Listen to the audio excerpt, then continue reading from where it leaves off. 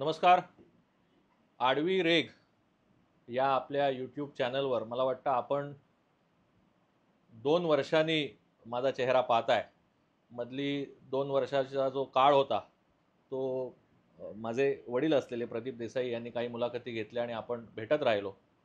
पण आज दसरा 2025, दसऱ्याला एक अनन्यसाधारण महत्त्व आहे आणि ह्या दसऱ्याच्या मुहूर्तावर असं म्हटलं जातं की सीमोल्लंघन केलं जातं. चांगल्याची वाईटावर मात होत असते. असे अनेक ऐतिहासिक आणि ज्याला आपण म्हणू सांस्कृतिक संदर्भ या दसऱ्याला आहेत. तर आजच्या ह्या अशा ऐतिहासिक दिवशी मराठी चित्रपट सृष्टीमध्ये नव्याने इतिहास ज्यांच्या चित्रपटांनी निर्माण केला आहे, अशा एका तरुण पण तितक्याच प्रतिभावान व्यक्तिमत्वाची आपण मुलाखत घेणार आहोत. मला सांगायला दुहेरी आनंद ह्यासाठी होतोय की एक म्हणजे मराठी चित्रपटाला त्यांनी आंतरराष्ट्रीय पातळीवर नेऊन ठेवलं आहे आणि तसं असताना माझं त्यांचं एक चुलत भावाचं नातं आहे. तर स्वागत करूया सुबोध खानोलकरजी यांचं. सुबोध, नमस्कार. नमस्कार. म्हणजे मला सुरुवातीला आपल्याला सांगायला लागेल की ही अनौपचारिक जरी गप्पा असल्या तरी त्याची सुरुवात सुबोध खानोलकरजींनीच मला करणं संयुक्तिक वाटलं. पण सुबोधचं असं म्हणणं पडलं की आपलं नातं असल्याने आपण जीचा अभिनिवेश कुठे ठेवायला नको. प्रश्नच नाही. तर सुबोध खानोलकर हे मला वाटतं आता मागच्या 3 महिन्यांमध्ये सोशल मीडिया, वृत्तपत्र, प्रिंट मीडिया, इलेक्ट्रॉनिक मीडिया, जी म्हणून समाज माध्यम आहेत त्यावर सुबोध खानोलकर हे नाव एक तरुण प्रतिभावान दिग्दर्शक म्हणून जे आपण गेल्या 3 महिन्यात ऐकतोय. दशावतार चित्रपटाची सांगता जेव्हा होते की तेव्हा सुबोध खानोलकर लिखित व दिग्दर्शित असं आपण जेव्हा पाहतो, त्या सुबोध खानोलकरचा जो जन्म आहे, त्याचं बालपण आहे, हे मुंबईतील वांद्र्याच्या खेरवाडीमध्ये गेलेलं आहे. सुबोध, काय सांगशील तुझ्या बालपणाविषयी? म्हणजे बालपण सर्वसाधारण मध्यमवर्गीय घरांमध्ये जसं बालपण होतं तसं बालपण होतं. जॉईंट फॅमिली आमची. त्यामुळे एक क्लोज नीट जॉईंट फॅमिलीमध्ये जे संस्कार असतात, आजी-आजोबा, आई-बाबा, काका-काकू, भावंडं सगळी एकत्र. तर हे सगळं होतं. त्याच्यामुळे छान आनंदी बालपण होतं. इंडियन एज्युकेशन सोसायटीची न्यू इंग्लिश स्कूल नावाची शाळा आहे. त्या शाळेत मी शिक्षण घेतलं. आमची जी सोसायटी आहे दौलतनगर सोसायटी, तिकडच्या स्टेजवर सगळ्यात पहिले नाटक करायला, डान्स करायला वगैरे असं आम्हाला सगळ्यांना चान्स मिळाले. आणि तिकडनं सगळ्याची सुरुवात झाली. आणि घरात पण माझे आजोबा जे होते, ते जरी पोस्टात नोकरी त्यांनी आयुष्यभर केली असली, तरी त्यांनी स्वांतसुखाय लेखन केलं होतं.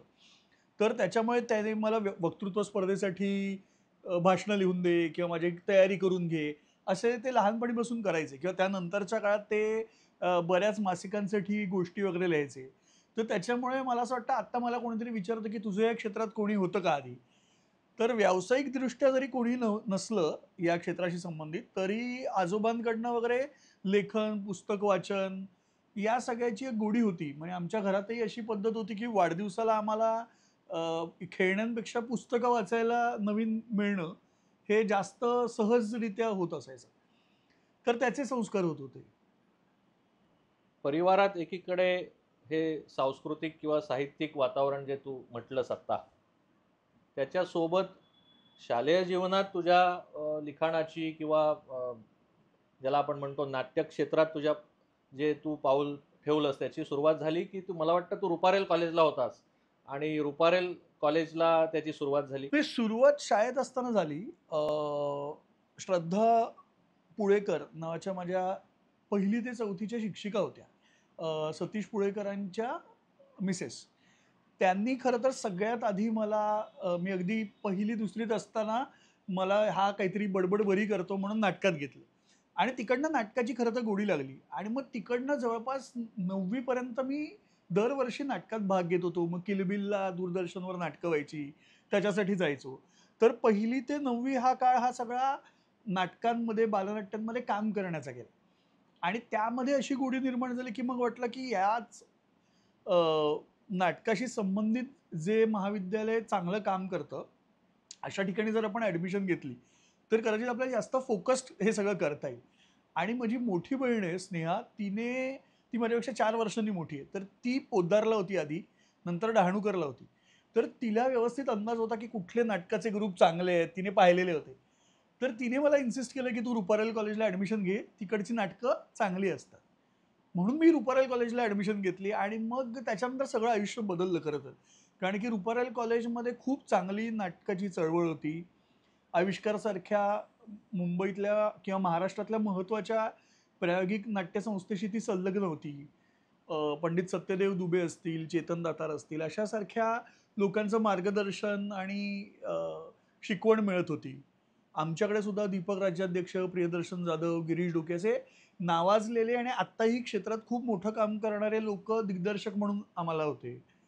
आमचे समवयीन जे कलाकार किंवा विद्यार्थी होते, त्याच्यामध्ये सिद्धार्थ जाधव होता, अद्वैत दादरकर होता, वीणा जामकर होती, आता आमच्याबरोबर आरती वडकबळकर आहे.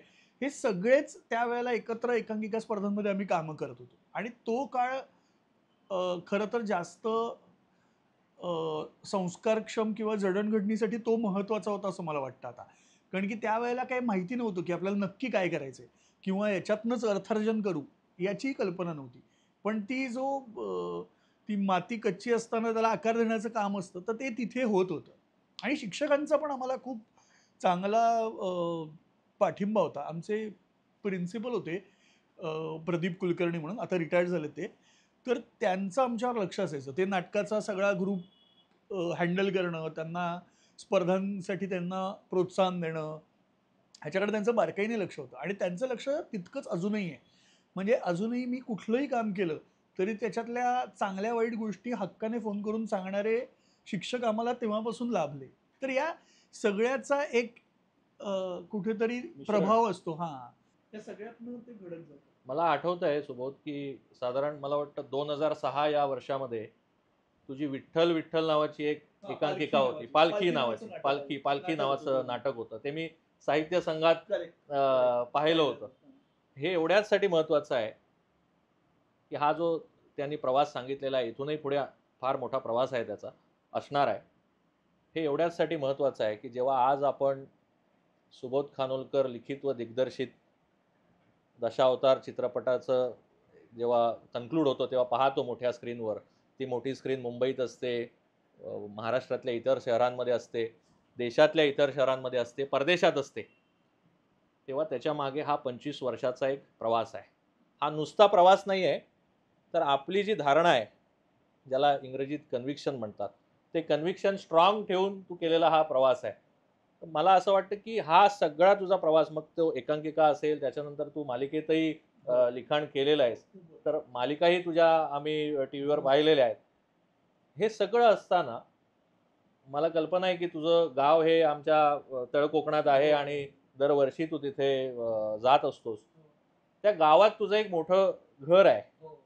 त्या घराविषयी जाणून घेण्याची आम्हाला इच्छा आहे, कारण का त्या कुठेतरी त्या घरामध्ये तुझी त्या मातीशी असलेली नाळ आहे असं मला वाटतं. खूप खूप महत्वाचं आहे. म्हणजे ना मला वडिलांकडच्या गावाला जाण्याचे प्रसंग फार कमी आले. पण आजोळी जाण्याचे प्रसंग हे प्रत्येक सुट्टीत यायचे. केळूस. केळूसला. वेंगुर्ल्याच्या जवळ आहे. कुडाळ आणि वेंगुर्ल्यापासून इक्विडिस्टंट आहे. आणि केळूसला असं असायचं, की आजोबा गावाला जात असतील म्हणजे आईचे वडील तर त्यांच्याबरोबर जा. कुणी मावशी जात असेल तर त्यांच्याबरोबर जा. म्हणजे प्रत्येक वेळेला आई-बाबाच बरोबर असतील असं नसायचं. जे कोणी गावाला जात असेल त्यांचा हात धरून एस-टीमध्ये बसवलं जायचं आणि मग पूर्ण ती सुट्टी कोकणात जायची. म्हणजे अनेक वेळेला भाऊकाका पण आहेत. भाऊकाका आणि नंदा अखूबरोबर आम्ही त्यांच्याबरोबर जायचो. म्हणजे जे कोणी कोकणात जातंय त्याच्याबरोबर मी कोकणात जायचो. आणि केळूसला खूप छान ते आता 100 वर्ष, 105 वर्ष होतील घराला. एवढं जुनं घर आहे. आणि ते पण असं मोठी जॉइंट फॅमिली आहे. 125 जणांची फॅमिली आहे. आणि आमच्या बालपणी तर अशी 25-25 लहान मुलं एकत्र असायचे. पंक्ती उठायच्या 70-75 जणांच्या आणि छान वातावरण होतं. आणि त्यावेळेला मी अंगणात दशावतार वगैरे पाहिलेत. कारण की गावातलं मुख्य घर असल्यामुळे आणि आईचे काका त्यावेळेला सरपंचही होते. तर त्याच्यामुळे असे मानाचे दशावतार अंगणात होत आहेत किंवा रात्री मामा दशावताराला गेला तर त्याच्यावर जायला मिळते. तर हे सगळं त्यावेळेला ना खरं तर झोप आपली अनावर झालेली असायची लहान मुलांची आणि त्याच्यानंतर खरा दशावताराला रंग चढायचा. तर म्हणजे आपल्याला झोप लागतेय आणि तेवढ्यात त्या अ, शंकासुराची किंवा कुठल्यातरी खलनायकाची एंट्री होते वाजत-गाजत आणि अशा त्या आठवणी आहेत पुसट. तर त्याचा कुठे ना कुठेतरी प्रभाव होता. पण आत्ता मी ज्यावेळेला 100 वर्ष पूर्ण झाली त्यावेळेला त्यानिमित्ताने एक डॉक्युमेंटरी करत होतो, त्या घराबद्दलची आणि एक पुस्तकाची निर्मिती करत होतो. त्यावेळेला माझं वारंवार जाणं झालं आणि मग दशावतारावर रिसर्च चालूच होता, वेगळ्या डॉक्युमेंटरी आणि या संबंधात. मग ते सगळं एकत्र यायला लागलं. तिकडचे सामाजिक प्रश्न हे सगळं रेग्युलरली. दुसरं काय झालं, की मी इतकी वर्ष सातत्याने जात होतो कोकणात आणि मग मध्ये काही वर्ष कामामुळे आणि शिक्षणाच्या काळात ते बंद पडलं. आणि मी जेव्हा परत जायला सुरुवात केली, तेव्हा मला 2 गोष्टी दिसल्या. म्हणजे एका बाजूला खूप छान रस्ते, विजेची चांगली सोय, हे पॉझिटिव्ह डेव्हलपमेंट आणि ॲट द सेम टाईम लोकांचा अतिलोभ असेल किंवा अडचणी असतील, आपल्याला सांगता येणं कठीण आहे.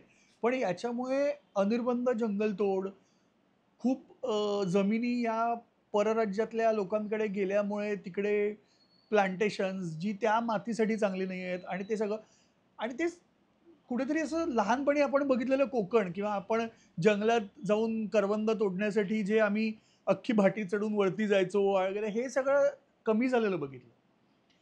मग या सगळ्याचा इम्पॅक्ट हा आपण जे आजूबाजूला बघत असतो त्याचा इम्पॅक्ट हा आपण करत असलेल्या कामावर होतो. तर तो सगळा परिपाक हळू मग दशावतारच्या कथेत उतरायला लागला. मला असं वाटतं आपण सामान्यपणे झोपल्यावर स्वप्न बघतो. हं. तू झोप येत असताना दशावताराच्या रूपात एक स्वप्न पाहिलंस.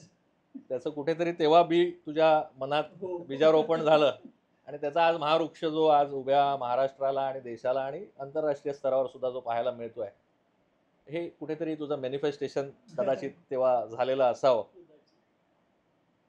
दशावतार जसं तू म्हटलंस तसं, की लहान असताना तू तुझ्या अंगणामध्ये तुझे काका सरपंच असल्याने आणि उत्सव स्वाभाविकपणे आमच्या कोकणामध्ये हा दशावतार हा एक मोठी गोष्ट. एक इन्स्टिट्यूशन आहे स्वतःमध्ये.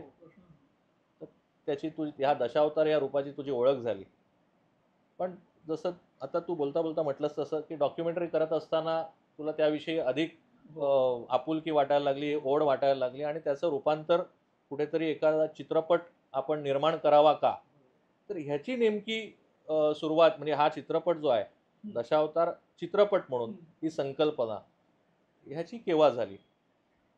मला एक्झॅक्ट क्षण आठवतोय ज्यावेळेला हे कथारूपात व्यवस्थित सगळं सुचलं. ती 2021 सालची हनुमान जयंती होती. मी हनुमान जयंतीला गावाला घरी गेलो होतो. आणि तिकडनं येत असताना मी आणि बायको दोघेजण येत असताना गाडीत माझ्या डोक्यात ही कल्पना ह्या सगळे असे वेगवेगळे पॉइंट्स जोडले जात होते. तर मी तिला ती ऐकवली जाता-जाता, की असं-असं आहे डोक्यात. तर ती म्हणाली, की "तू लिहून काढ, बघ बरी वाटतेय का?" तर त्यावेळेला त्याचा एक कच्चा आराखडा त्या प्रवासात सुचला. आणि मग मी म्हटलं, की आता जर करायचं तर मग नीट अभ्यास करून करायला पाहिजे, की मग ते असं अर्धवट करण्यात अर्थ नाही. मग मी प्रॉपर रिसर्च चालू केला. म्हणजे 21 पासून माझा एका बाजूला लेखन आणि दुसरा रिसर्च चालू झाला. तर दादर आणि कोणस्कर म्हणून तिकडचे खूप मोठे दशावतारी कलाकार आहेत आत्ताचे. उत्तम खलनायकाच्या भूमिका करतात, दशावतारी नाटकं बसवतात आणि म्हणजे ते असले की दशावतारी नाटक फुल असं एक समीकरण आहे सध्या. तर त्यांची खूप साथ लाभली. त्यांना मी जाऊन भेटलो, त्यांनी मार्गदर्शन केलं. वेगवेगळ्या दशावतारी कलाकारांच्या भेटी झाल्या. अ, भाऊ देसाई, गजा देसाईंसारखे वालावलचे आपले संगीतातले हे आहेत. त्यांच्याकडे जवळपास 4-4 तास बसलो आणि अ, संगीतावर कसे त्या काळात प्रयोग होत होते, काय पद्धतीने त्यांचे विचार असायचे, हे सगळं समजून घेतलं. यशवंत काका तेंडुलकरांसारखा एकदम सीनियर दशावतारी कलाकार आहेत, की ज्यांना दशावतारातले पितामह म्हटलं जातं, की जे स्वतः आता परफॉर्म करू शकत नसले, तरी ते दशावतारी कलाकारांना घडवण्याचं काम करत असतात. तर त्यांना जाऊन भेटलो आणि महेश केळुसकरांचं दशावतार या विषयावरचं खूप छान डॉक्युमेंटेशन असलेलं पुस्तक आहे. तर ते वाचलं. या सगळ्यातनं दशावताराबद्दल टेक्निकल माहिती जी असते किंवा जी डेप्थ असते ती कळली आणि त्याचबरोबर या दशावतारी कलाकारांकडनं हे कळायला लागलं, की त्यांचं डेडिकेशन काय आहे? प्रचंड श्रद्धेने केला जाणारा हा नाट्य प्रकार आहे. म्हणजे त्यांच्या चेहऱ्याला रंग लागला की त्याच्यानंतरचा माणूस आणि रंग लागण्याच्या आधीचा माणूस हे दोन कंप्लीट वेगळी माणसं असतात. हे ट्रान्सफॉर्मेशन बघायला अनेक वेळेला मिळालं. आणि एवढ्या निष्ठेने एखादी गोष्ट की एखाद्या गोष्टीवर तुमची श्रद्धा असली तर ती तुम्हाला किती कुठवर घेऊन जाते हे पाहिलं. म्हणजे जवळपास ज्ञात इतिहासात 700-800 वर्षांची परंपरा आहे दशावताराला. आणि हे सगळं बघत असताना सारखं वाटायचं की अरे हे फक्त आपल्यालाच माहिती आहे. हे फक्त सिंधुदुर्गातच होतंय, हे फक्त गोव्यातच होतंय, मुंबईत मालवणी जत्रांपुरतं राहिलंय. तर याची ओळख का होईना? म्हणजे अख्खी आता डॉक्युमेंटरीज केल्या ना, तर खूप कमी लोकांपर्यंत ते पोहोचतं असं मला वाटतं. पण हेच तुम्ही कथेच्या माध्यमातनं भावनिक काहीतरी त्याला अँगल असलेलं मांडलं, त्याची तोंड ओळख जरी झाली ना, तरी मग लोकांना इंटरेस्ट वाचून मग आता YouTube आणि सगळं अवेलेबल आहे. चटाचट लोकं शोधायला लागतात. तर मला ते कुठेतरी बरं वाटलं, की हे जर आपण दाखवू शकलो नीट, तर कदाचित आपला दशावतार आपल्या प्रदेशाच्या, देशाच्या आणि सगळ्या बॉर्डर्स ओलांडून दूरवर जाईल. आणि इच्छा तीच आहे, की चित्रपट परदेशात जातोय किंवा अमेरिकेत सगळीकडे शोज आहेत. पण दशावतारी नाटकांचे शोज अजूनपर्यंत भारताबाहेर झाले नाहीयेत. तर खरी इच्छा ती आहे, की अमेरिकेत आणि ऑपेरा हाऊसमध्ये वगैरे दशावतारी नाटकांचे खेळ झाले तर आपल्या कोकणी माणसाला जास्त मजा येईल.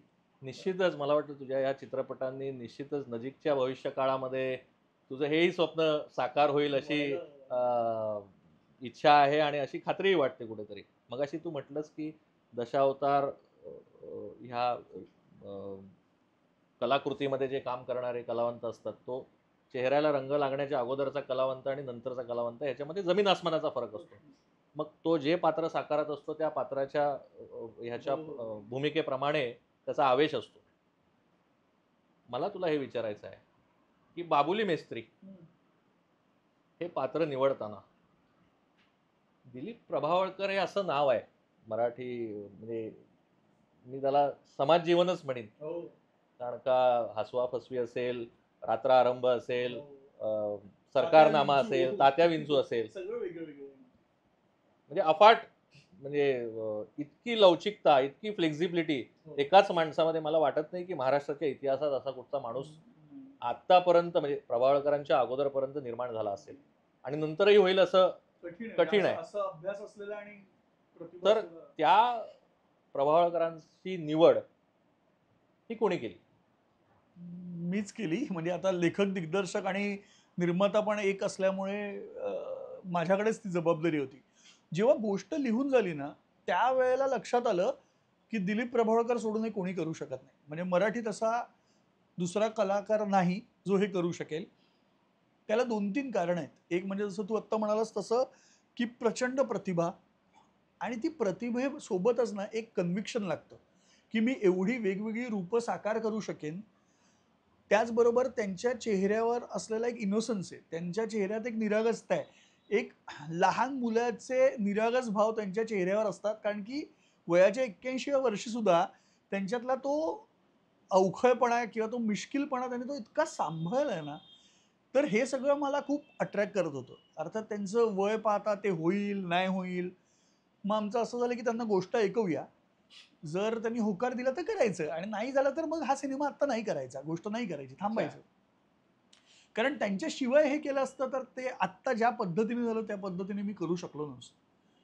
आणि त्यांना गोष्ट आवडली, ते तयार झाले आणि त्याच्यामुळे काय या या ही प्रक्रिया जेव्हा सुरू झाली, शूटिंग जेव्हा सुरू झालं, हो.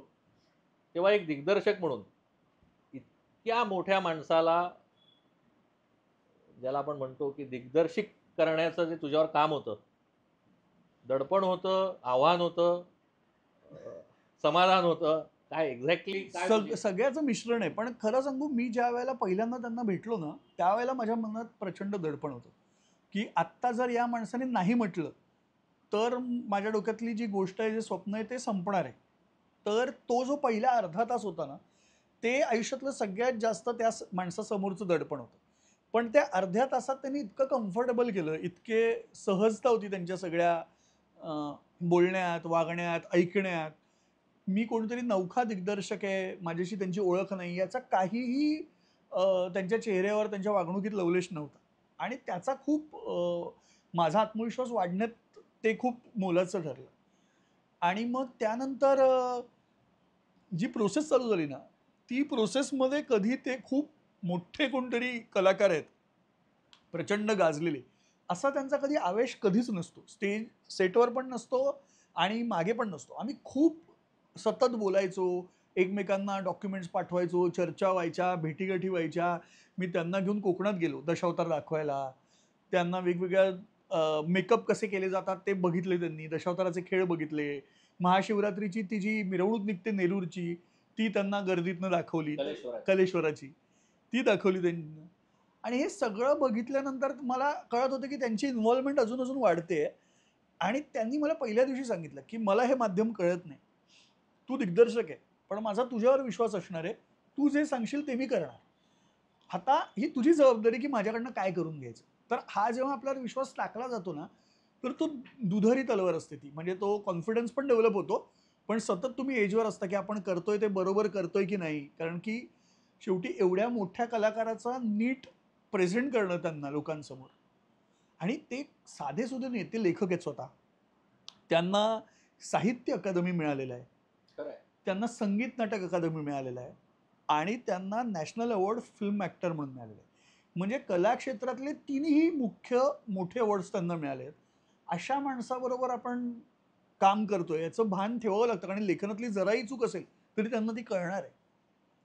मला वाटतं अजून एक अशाच पद्धतीचं व्यक्तिमत्व तुझ्या चित्रपटात आहे. गांजील माशी तुझ्या चित्रपटात, मी गांजील आहे गांजील, असं असा डायलॉग असलेले महेश मांजरेकर. आता महेश मांजरेकरांचा मराठी आणि हिंदी सिने चित्रपटसृष्टीमध्ये प्रचंड मोठा एक प्रभाव आहे, दबदबा आहे. त्यांच्याविषयी किंवा त्यांना दिग्दर्शित करताना काय भावना होत्या? ते पण म्हणजे मांजरेकर सरांबद्दल ना असं पाहिलं की आपल्याला भीती वाटते. खूप खूप भीती वाटते की आता हे कसे रिॲक्ट करतील, कधी पटकन चिडतील वगैरे असे. आणि लोकांकडनं मी खूप ऐकलेलं असतं की सेटवर खूप टेन्स वातावरण असतं वगैरे. पण मी जेव्हा त्यांना गोष्ट ऐकवली, परत मला असं वाटतं की आपलं प्रिपरेशन काय आहे, याच्यावर खूप वेळेला गोष्टी अवलंबून असतात. तर मी जेव्हा त्यांना गोष्ट ऐकवली, पटकथा ऐकवली, माझी काय तयारी आहे हे सांगितलं, त्यावेळेला कदाचित त्यांचा थोडा विश्वास बसला. आणि ते पण ना असे कलाकार आहेत, एक तर प्रचंड एक्सपिरियन्स असलेले, एवढे हिट पिक्चर दिलेले दिग्दर्शक आहेत, हुशार आहेत. त्यांना सेटवर उभं राहून कळतं की या सेटवरचा कॅमेरा कुठून काय अँगल शूट करणार आहे आणि काय दिग्दर्शक करू शकतो, काय नाही करू शकत, काय जमतंय, काय नाही जमत, हे त्यांना व्यवस्थित कळत असतं. अशा वेळेला त्यांनी तुमच्यावर विश्वास टाकणं आणि मी जे सांगतोय ते प्रत्येक गोष्ट मला देणं, इथे आपल्याला हळूहळू कळायला लागतं की एका मोठ्या दिग्दर्शकाचं अभिनेता म्हणून काम करणं काय असतं. कारण की काय असतं, आपण ज्यावेळेला वेगवेगळ्या टोप्या घालून काम करत असतो ना, त्यावेळेला कधी आपली टोपी बदलली जाईल हे सांगता येणं कठीण असतं. पण त्यांनी कधीही दिग्दर्शनात ढवळाढवळ केली नाही. कधीही त्यांनी मला दडपण येईल अशा पद्धतीने काम केलं नाही. उलट सतत एक सहकार्याची भावना होती, की तुला योग्य टेक मिळाला नसेल तर आपण परत करूया. त्यांनी काही वेळेला तर हट्टाने मला सांगितलं, की हा सीन मी अजून चांगला करू शकतो. आपण हा रिशूट करूया. मी वेळ देतो एक्स्ट्रा. मी लवकर येतो, पण तू कर. कारण की तू बाकीचे करतोयस त्याच्यात तुला याची मदत होईल. किंवा एखाद्या कॅमेरा अँगल डिफिकल्ट असला, त्याच्यासाठी वेळ लागणार असला, तर बऱ्याच वेळेला कलाकारांचा पेशन्स संपण्याची शक्यता असते. कारण की खूप टेक्निकल काम असतं ते. पण अशा वेळेला रात्र-रात्र ते थांबलेले आहेत, की तो परफेक्ट शॉट मिळण्यासाठी तुला जे काय हवंय ना, ते आपण करूया.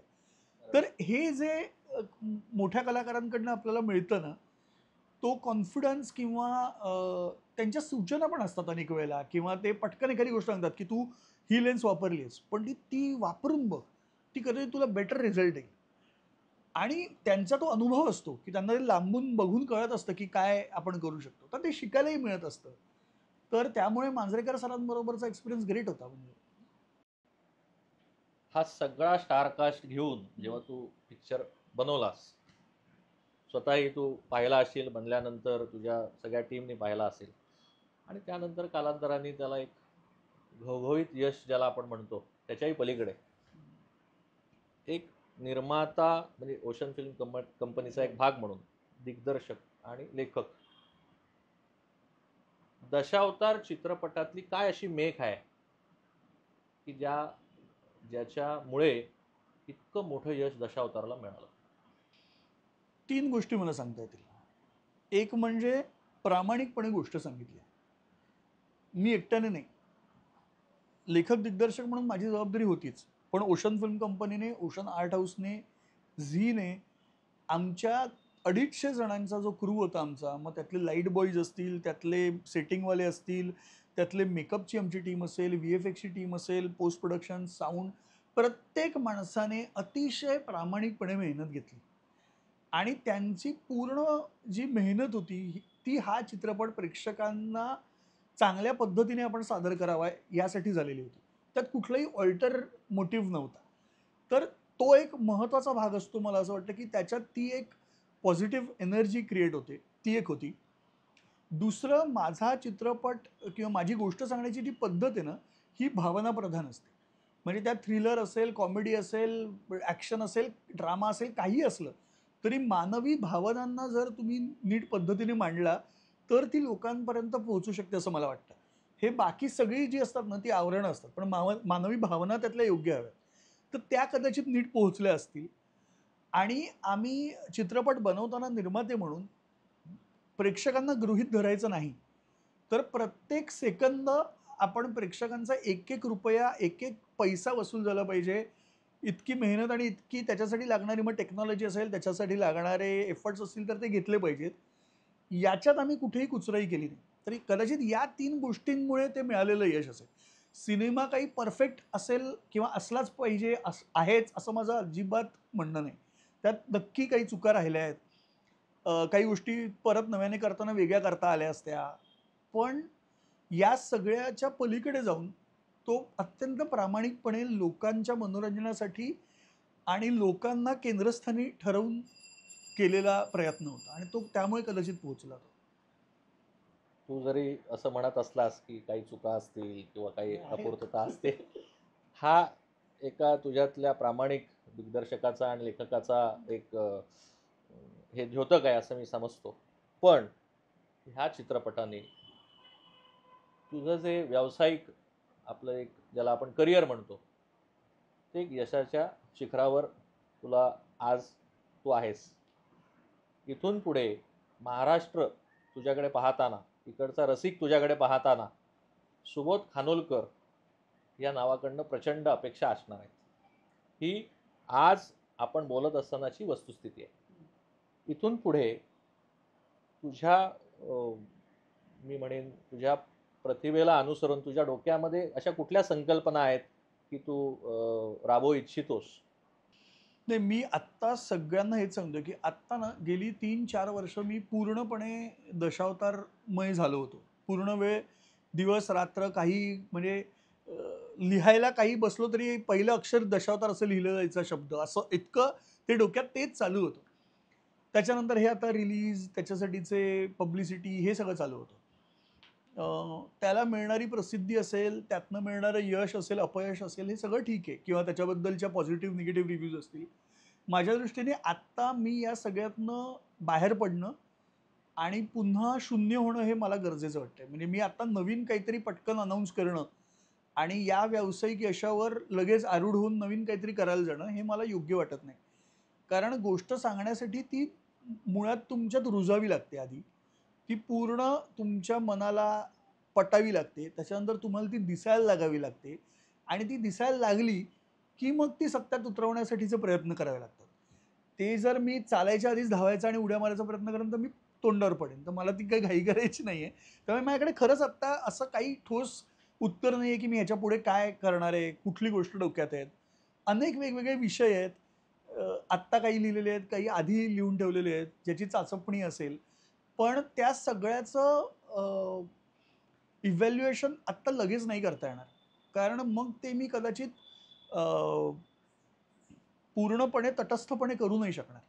मग त्याच्यावर दशावताराचा प्रभाव राहील किंवा इथे मी हे केलं होतं, ह्याच्याने यश मिळालं, मग त्याची कॉपी होण्याचा प्रयत्न होईल. तर हे सगळं मला टाळायचं आहे. त्याच्यामुळे कदाचित मी पूर्ण ते पुसलं जाण्यासाठी थोडा वेळ थांबेन. तो अर्थात थोडा वेळ म्हणजे 5 दिवस, 5 महिने का 5 वर्ष हे सांगता येणं आत्ता कठीण आहे.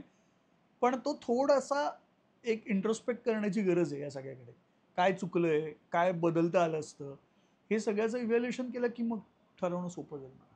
मला असं वाटतं की दशावतार म्हणजे विष्णूचे 10 अवतार आणि तुझ्या हातून ही कलाकृती निर्माण झाली, त्याला कुठेतरी एक ज्याला आपण म्हणतो इंग्रजीत डिस्टाइंड होतं. दशावतार हा सामाजिक जीवनामध्ये त्याला महत्त्व प्राप्त होणं आणि तुझ्या हातून ते झालेलं आहे. पण आता तू जे म्हटलंस की कुठेतरी न्यूट्रल पोझिशनला जाऊन तू पुन्हा एकदा नवीन झेप घेण्यासाठी तयारी करशील. तू या चित्रपटातनं जो संदेश दिलाय शाश्वत विकासाचा, असाच कुठला तरी सिमिलर प्रकार तू तुझ्या आयुष्यातही जगताना ह्या संदेशातनं वाटतोय, की तुझ्या आयुष्याचं जीवनमूल्य हे वाटतंय, की कुठलीही गोष्ट करायची तरी शाश्वत असली पाहिजे आणि कुठल्याही ज्याला आपण म्हणतो फ्रजाईल बेसवर ते आधारित असता कामा नये. शेवटचा प्रश्न, आता तू सुबोध खानोलकर लेखक, दिग्दर्शक आणि निर्माता अशा भूमिकेत आहेस, प्रस्थापित झालायस. अनेक मराठी मुलं आहेत की वेगवेगळ्या क्षेत्रांमध्ये येऊ पाहत आहेत. नाट्य क्षेत्रात असेल, सृष्टीत असतील, मालिकांच्या क्षेत्रात असतील. मी असं म्हणणार नाही काय संदेश द्यायचा आहे, पण काय काय शेअर करावं असं वाटतं त्यांच्याशी? पहिली गोष्ट म्हणजे स्वप्न बघायला आपण बऱ्याच वेळेला आपण स्वप्न बघायला घाबरतो किंवा आपण मोठी उडी मारायला घाबरतो आणि त्याचं कारण अनेक असतं. कदाचित आपली आर्थिक परिस्थिती असते, कदाचित आपला स्वतःच्या अभ्यासावर किंवा कामावरचा विश्वास कधीतरी डळमळीत झालेला असतो, कधी आजूबाजूची परिस्थिती पूरक नसते. पण मला असं वाटतं या सगळ्याच्या पलीकडे जाऊन आपण आत्मपरीक्षण करून आपल्याला नक्की काय गाठता येऊ शकतं हे ठरवून स्वप्न बघायला हरकत नाही. हे पहिली गोष्ट. दुसरी गोष्ट, मग ते स्वप्न साकार करण्यासाठी मात्र डोळसपणे आणि प्रामाणिक प्रयत्न करायला पाहिजेत. मग ते डिल्युजनमध्ये राहून चालणार नाही की खरं तर मला काही करता आलं असतं, पण मग त्याच्याबद्दलची कारण मीमांसा किंवा इतरांवर त्याचं अपयश ढकलणं हे चालणार नाही. मग त्याचे प्रयत्न करण्याची तयारी असली पाहिजे. आणि तिसरी गोष्ट म्हणजे अपयश आलं तरी जर त्याच्यावर विश्वास आहे तर परत उभं राहण्याची तयारी असली पाहिजे. म्हणजे मला नेहमी मी याच्यासाठी उदाहरण देतो दहीहंडीचं, आपल्या मुंबईतल्या, की आपल्याकडे दहीहंडीची पथकं दहीहंडीला फिरत असतात सगळीकडे आणि आपण अनेक वेळेला बघतो ते 6 थर लावतात, 7 थर लावतात, 8 थर लावतात. प्रत्येक वेळेला हंडी फुटते असं नाही. ते उभे राहतात, चढतात, सलामी द्यायचा प्रयत्न करतात, कोसळले तरी ते परत खालती नाचतात आणि पुढे जातात. तर मला हे त्यांचं सूत्र खूप चांगलं वाटतं. तो जो आशावाद किंवा तो जो एक विश्वास त्यांचा स्वतःच्या एबिलिटीवर असतो, सांघिक एबिलिटीवर असतो, तर तो मला वाटतं की आपल्या सगळ्या काम करू इच्छिणाऱ्या, कुठल्याही क्षेत्रात जाऊ इच्छिणाऱ्या प्रत्येकासाठी आहे, की आपण अपयश आल्यानंतरचा जो भाग असतो, आणि म्हणजे आता मी हे यश मिळाले म्हणून सांगत नाही, पण तू जसं म्हणाल 2006 पासून 2025 पर्यंत येताना प्रत्येक वेळेला काही यश मिळत असतं असं नाही. खूप वेळेला अपयशच मिळत असतं. क्वचित तुम्हाला मोठं यश मिळतं. बऱ्याच वेळेला तुम्ही सर्व्हाइव्ह करत असता. तर या सगळ्या दिव्यातनं जाताना तुमचा एकतर विश्वास टिकवून ठेवणं आणि अपयश आलं तरी परत उभं राहण्याची तयारी ठेवणं, हे जर आपण सगळ्याच मराठी मुलांनी हे जर करू शकलो तर कदाचित आपण जास्त मोठी झेप घेऊ शकतो, जी आपण आता बऱ्याच वेळेला घाबरून घेत नाही. निश्चितच सुबोध, मला वाटतं आपण आज दसरा 2025च्या मुहूर्तावर गिरगाव हे संस्कृतीचं जे माहेरघर आहे, तिथे कुडाळ देशकर निवासात आपण बसलोय. आज शतक महोत्सवी वर्षात इकडचा गणेशोत्सव त्याचं पदार्पण होत आहे आणि अशा या मंगलमय दिवशी तुला शुभेच्छा देताना मी इतकंच म्हणेन की तुझ्या हातून मग ती हंडी 5 थराची असोत, 6 थराची असोत, 7 थराची असोत, प्रत्येक यशाची दहीहंडी तुझ्या हातून फुटली जावोत आणि आम्हाला अजून सुबोध खानोलकर हे आंतरराष्ट्रीय स्तरावरचं नाव अजून वृद्धिंगत झालेलं पाहायचं आहे. सुबोध, तू आज इकडे आलास, तुझ्या व्यस्त वेळापत्रकातनं तू वेळ काढून आलास, आम्हाला वेळ दिलास आणि आमच्याशी छान मोकळ्या गप्पा मारल्यास, त्याबद्दल खूप खूप धन्यवाद. थँक्यू.